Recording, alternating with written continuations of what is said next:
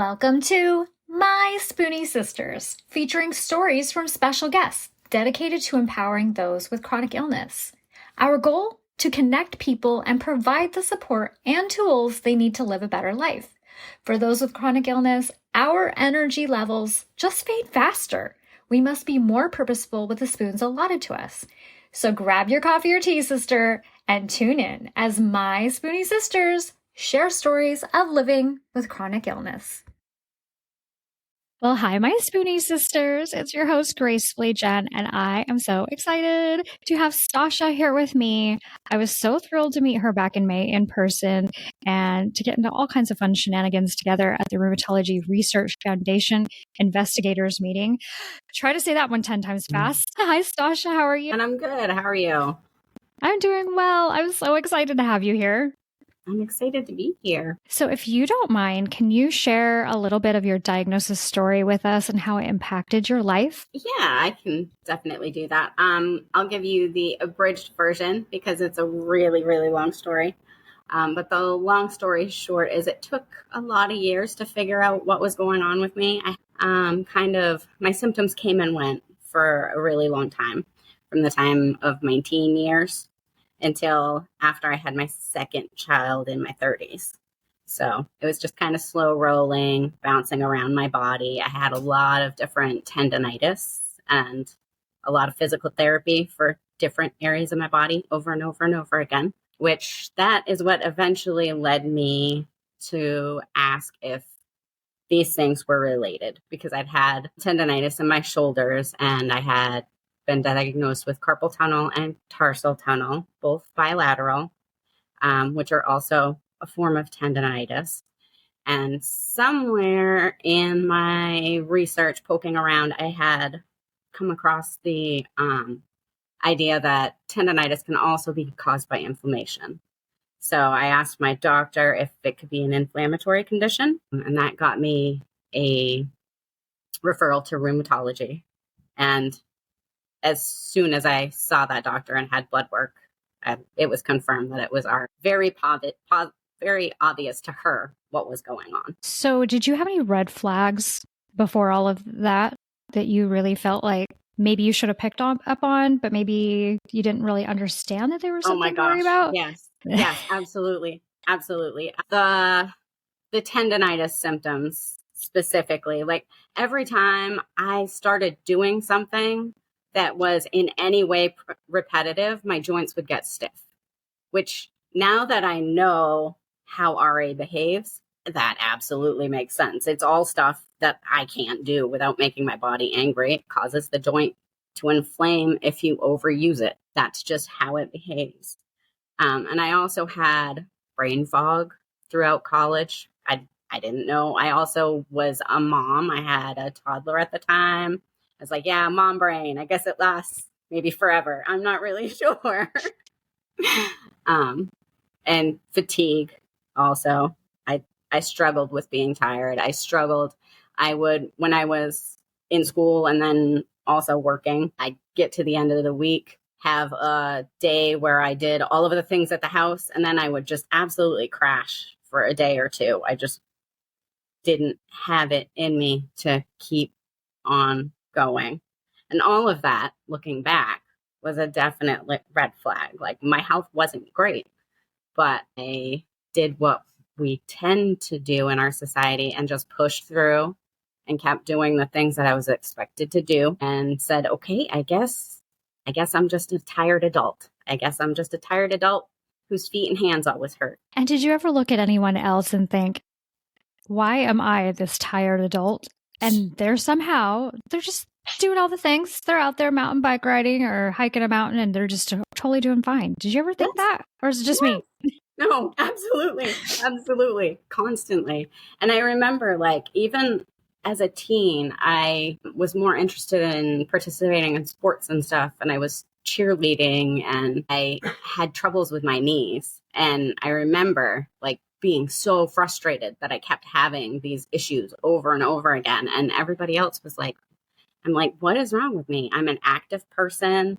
I'd grown up gardening and cutting wood and lugging wood. And we were a really active fishing outdoors family. So I knew I should be more fit.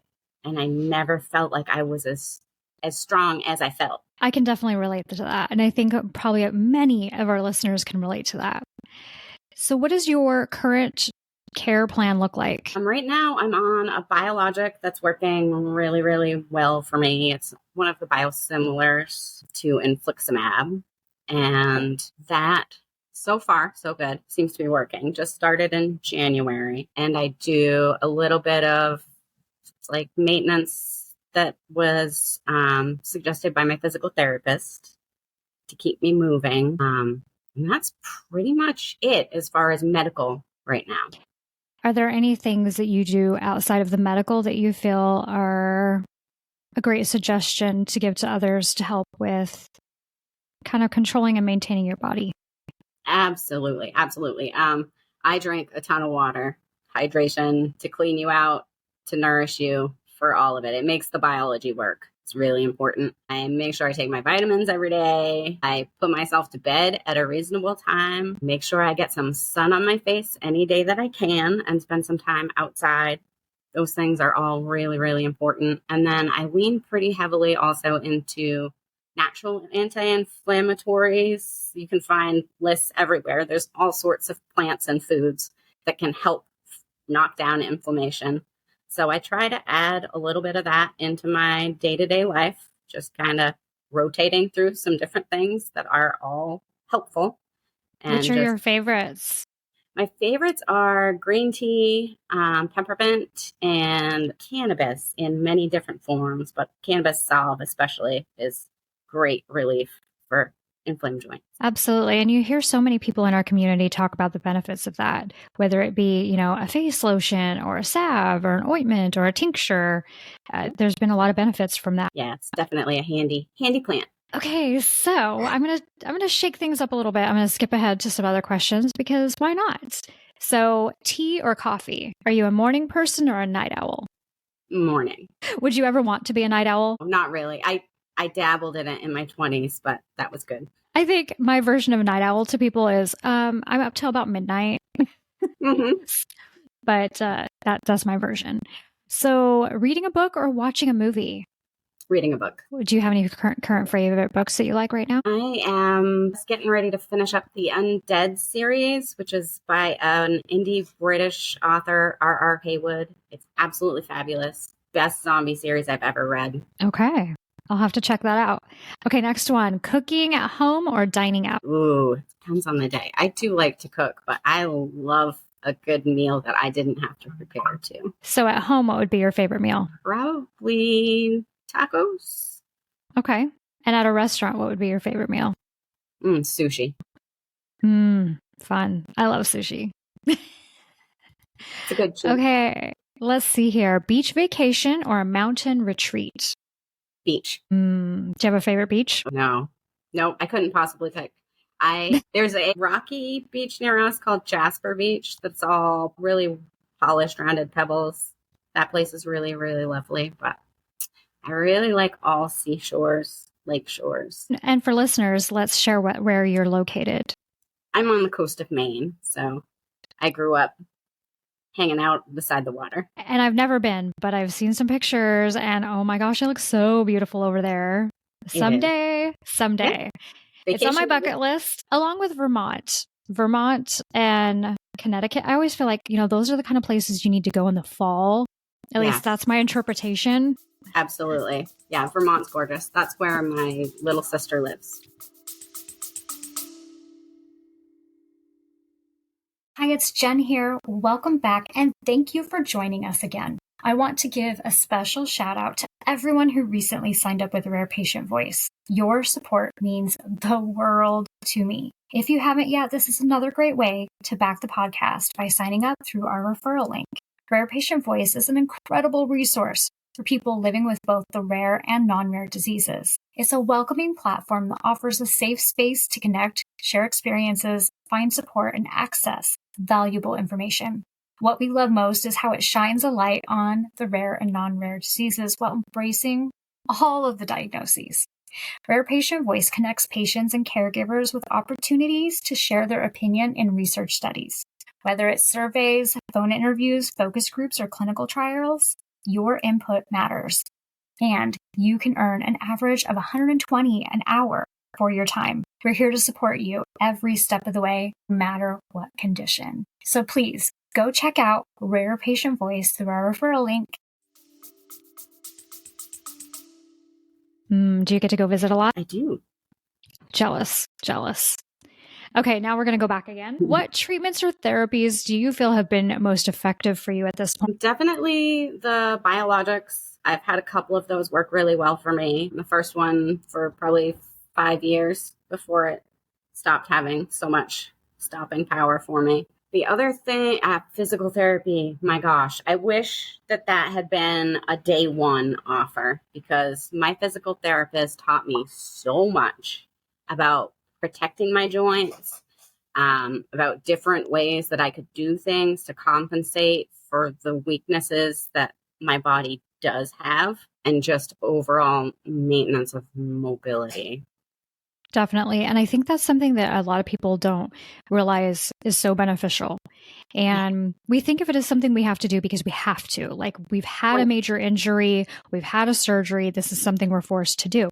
What they don't think about is how much is actually going to help you if you're dealing with something like we are. So with your physical therapist, what kind of things do you cover? We work on first mobilizing any joint that is locking up. And then we work on strengthening the area around it, because strength leads to healthier joints. It's super important, but it's also near impossible to strengthen a joint that is not able to move, right? So you kind of have to do a little bit of both. So it's some joint release, hands-on stuff, and some muscle building stuff that I have to do by myself. And then, like I said, she's been really great about looking at the things in my day-to-day life that I need to do and helping me find strategies to get those things done with the limitations that I run into as they pop up. What do you feel like is the one area you struggle with the most? It's going to be pacing. I'm actually pretty awful at pacing when it comes right down to it. I'm pretty good at taking a rest when I need to. But if I feel good, it is so tempting to run and just fill that day with doing absolutely as much as I can. And then I pay for it for too long. And I wish that I had just pulled back a little bit so I could have a few good stretches of getting things done instead of just one crazy day. Well, and I agree with you. I think that's something we talk about in the community a lot. And I don't think we actually put a word on it. And pacing is the right word to use. If you're having that continuous, oh my gosh, I felt like I overdid it yesterday, and you're saying that many days a week, it's probably because you're not pacing yourself well enough or giving yourself the needed break that is so crucial for maintaining the healthiest you can be, right? So what kind of tips would you give yourself or someone else to help with pacing? I set timers. When I'm doing well, I set timers, especially if I'm sinking into a project that I know is going to grab my focus. I'm going to be really interested. I'm going to love that book that I'm reading. I'm going to get really into that art project. So I need a timer to go off to say, hey, it's time to stand up. It's time to change your posture. It's time to move around a little bit to give the body a break, because I can't do anything for a long time. Oh, yeah. And what people can't see me doing to you right now is moving my wrist. But, you know, it's an example of something like that. Stop what you're doing. If it's work on the computer, stop, stand up, stretch those wrists, stretch the ankles, the hips, the knees, do a walk around the block, whatever it is that works for you, that gets that body pumping and get you stretched back out again. Because the more we sit still, what happens? We freeze up. Exactly. It's the same if you're doing a standing, moving around task. Take that break and sit down for a second. Give your body a minute. Let things relax. Twist things about a little bit that you've been keeping stable to hold you up. And stop and take a drink of water once in a while, people. I am guilty of it myself. We get focused on these tasks, whether there's something fun or whether it's work, and we forget to stand up and stretch. We forget to take a drink of water. Maybe we even forget to eat lunch. Guilty. It's so easy to do when we're feeling well. Mm-hmm. And this is probably a great segue. So you and I met up in Colorado back in May. How was the travel? I mean, because you're coming all the way from Maine. How did that go for you? That was definitely a little bit rough. I managed to advocate for myself though, and asked for some extra travel time built into the schedule. So my mom and I did the drive to the town where the airport is the day before we had to fly. And then we flew down the day before I needed to be in Denver. So I built myself in a little bit of a cushion. And I also made sure that on those days I did a bunch of moving before I did the sitting to travel. And then after, when we got to Denver, we immediately went out and started exploring the town and got some movement in so that it wasn't just a day of sitting in airplanes and airports. Definitely. And I was very jealous of you because I did not have that luxurious extra time built in. We were on a family vacation at the ocean. The day we returned, I went to the airport. Yeah. And I remember telling everyone, and they're looking at me like, are you insane? Yes, people, I'm insane. And I was also jealous of all of you for getting there early because you did have that time to look around and check things out. And I missed out on that. But, it's okay because that's not really what I was there for. And so I try to remind myself that, but I was jealous I didn't get more time with all of you. But I love all the time we did have together. And yes, we had some fun shenanigans. Definitely. It was a good trip. What would be your biggest takeaway from the event? I think for me, it was, this is going to sound dumb, but the amount of interest that doctors actually have in patients.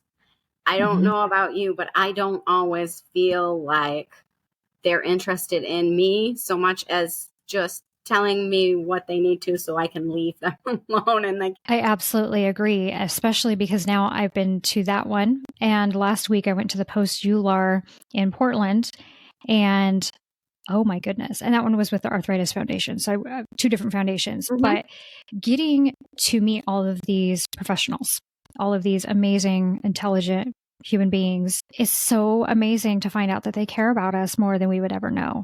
But there's so many bad doctors out there too. Yes. That they give all of them a bad face, a bad name. And so we get to meet all these amazing ones, and it's like, oh wow, can I keep you? Can I hire you as my doctor? Sorry about that. I'm so glad I got that muted, and you guys missed a really good sneeze. So if we think back to all of the many people that we heard, and I know that we can't dive too much into it, but was there a speaker or a topic that really piqued your interest? Definitely. I was geeking out on so many people that when I got home, I looked at my notes and I was like, wow, half of this doesn't even make sense. But it was so much fun. And it was neat to meet them face to face. And like we've said, just to hear how much they truly care about us. So I want our listeners to understand, if you're struggling and you currently have a doctor or a specialist as part of your care team that you feel like does not listen to you and does not care about you, if you have the ability, keep looking for a new one. Yes, because fire your doctor. Absolutely. And I absolutely love my rheumatologist. And after moving, I was having a hard time wanting to let her go. And so I've lived here for almost 2 years, and I see her virtually most of the year and in person once a year. And I saw her last week, and it was a great visit. I was maybe there, maybe 10 minutes, just because I am doing that well right now. Then I got to meet all these rheumatologists over here more local to me. And I was like, wow, they're pretty amazing. Not to bash on her, but they're pretty amazing. And it might be okay for me to transfer. But part of me is like, wow, I got to hear these people speak. Is this one taking patients? I really want this one. Wouldn't that be amazing if we had that ability? That would work. And granted, I know that, it's not exactly easy for them to help us virtually, especially when they need to see and feel our joints and all of that. But at the same time, if we could just pick anyone, anywhere that we absolutely love and trust, that would be great. So have you been to an event like this before? And if so, was it any different? And if not, do you plan to do more? I love the fact that we were invited to do this, and that the Rheumatology Research Foundation truly does care about us, and they truly want to hear our voices, our opinion, because they want to make things better. They want to. Really, really. It was. I can't express enough how incredible it was. And then bonus, I got to meet all of you. Oh my goodness. So I want to talk a little bit about resources and support. So what resources, whether they be a book, a website, support groups, anything like that, what resources do you find most helpful? Yeah, I think it's healthy to have a good mixture of both because, it's kind of fun to have some light and playful stuff. It's kind of fun to watch people make some TikToks or some reels making fun of our health journeys and what we deal with. But then we also want to find the facts too. Definitely. I think that's really important. Yeah. And you have joined the wonderful world of creator land. I don't know what to call that, creator something. We'll just call it creator land just for fun. I absolutely love the content you've been sharing. It's so beautiful. It's so you. I love all the green. I love it. It's so you. I think at the end of the day, if we think about the things that we like and we enjoy, there's people out there that are like us. So focus on what you like and what you enjoy, and your people will come. And, it's interesting because anyone that's stuck around for very long, they've seen kind of how my work has shifted. As sometimes it's seasonally, sometimes it's my mood, sometimes it's our health. You'll see creators evolving and tweaking. Maybe their color schemes are different.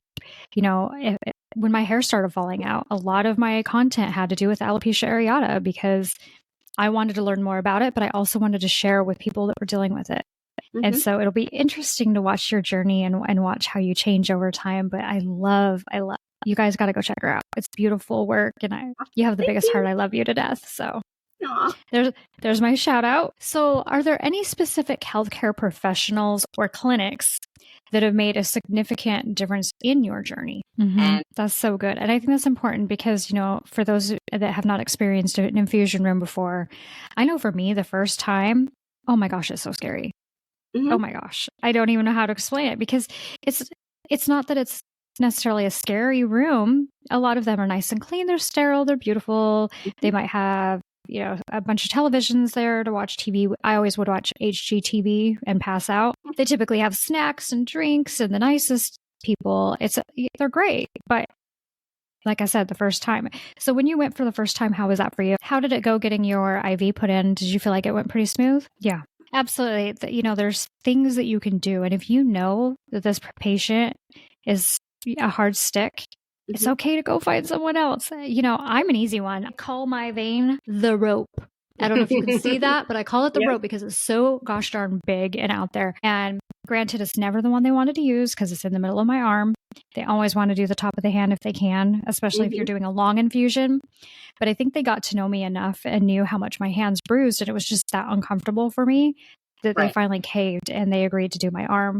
And I like that because that meant they were listening to my needs and my desires. And I think that's important. It's okay for people to speak up.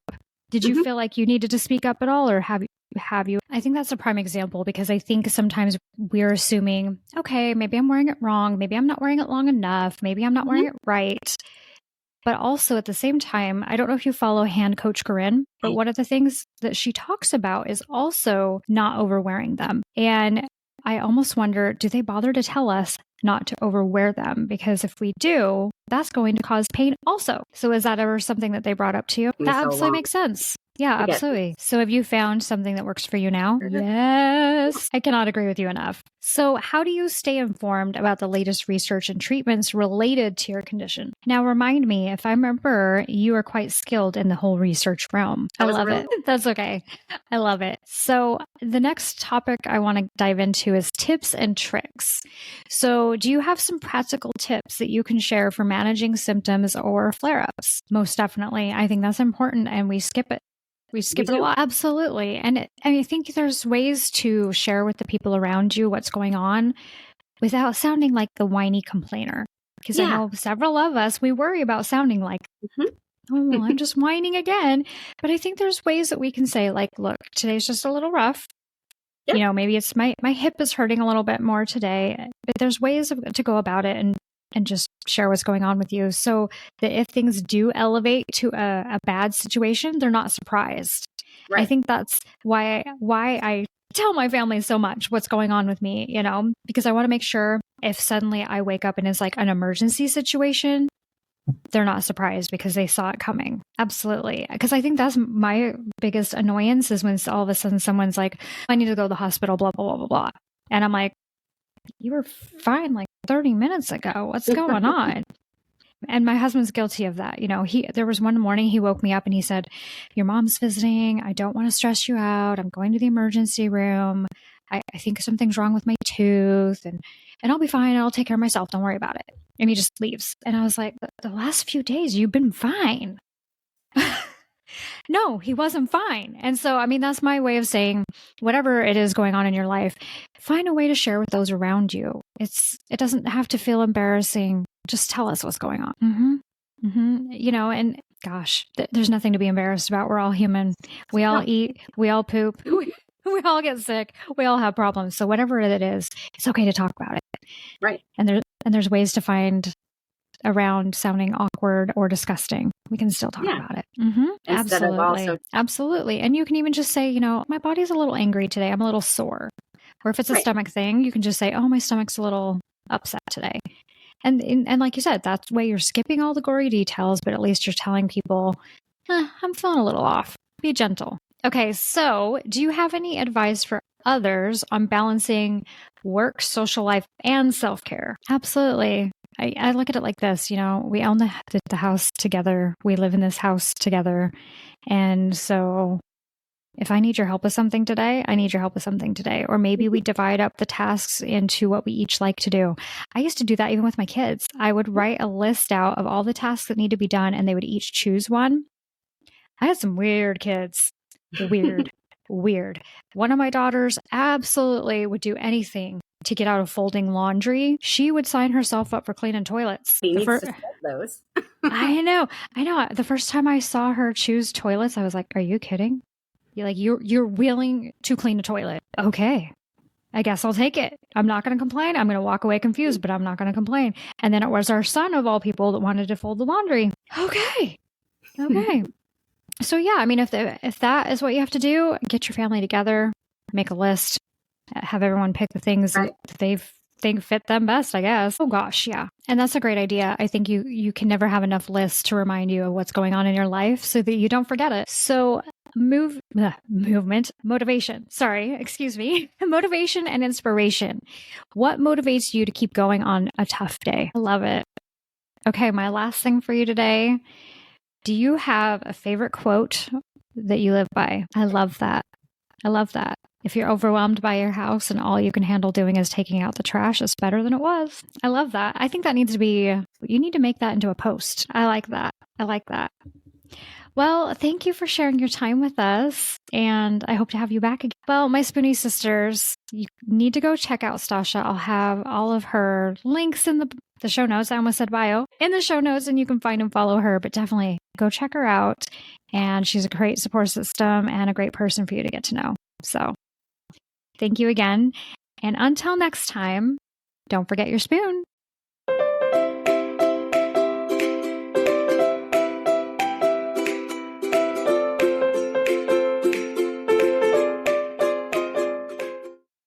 The information, opinions, and recommendations presented in this podcast are for general information only.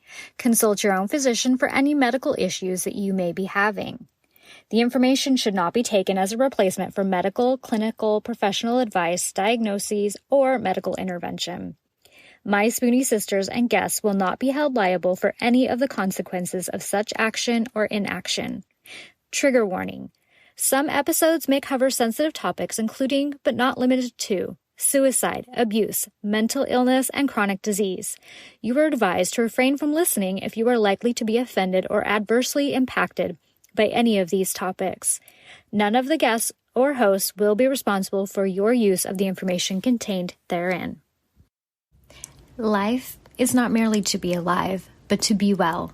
Living a life with a chronic illness is best described with one word: unpredictable.